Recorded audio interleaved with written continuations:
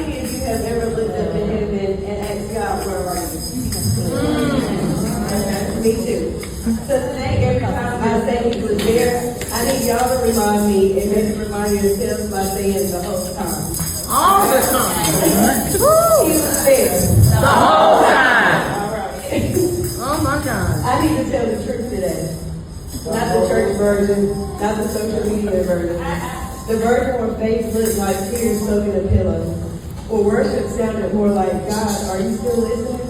Because there was a season when it felt like I was watching my entire life die. My grandmother, the woman who taught me what unconditional love looked like, gone. My sister, same age, same father, gone. My family shattered.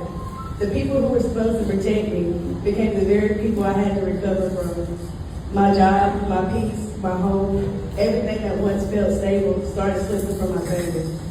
I wasn't drowning, I was disappearing.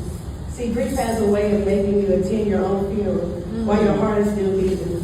And every night I asked Kevin one question: God, where are you? But he was there. The whole time. I'm going to be honest. There were prayers that ended in silence. Days I couldn't hear his voice. Nights where the darkness became so loud that it convinced me that maybe God had forgotten my address. Anybody else ever been there? Yeah.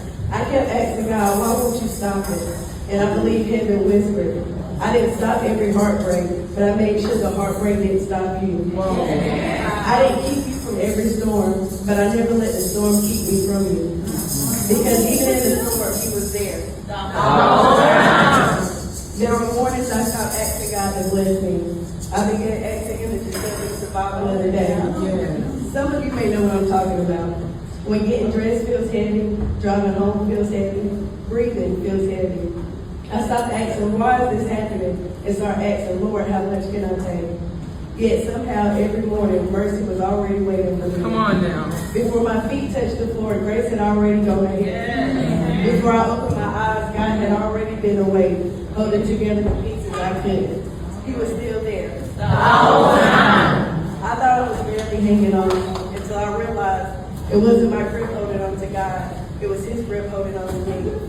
Because if I had depended on my own strength, I would have let go. If I had depended on my own faith, I would have quit.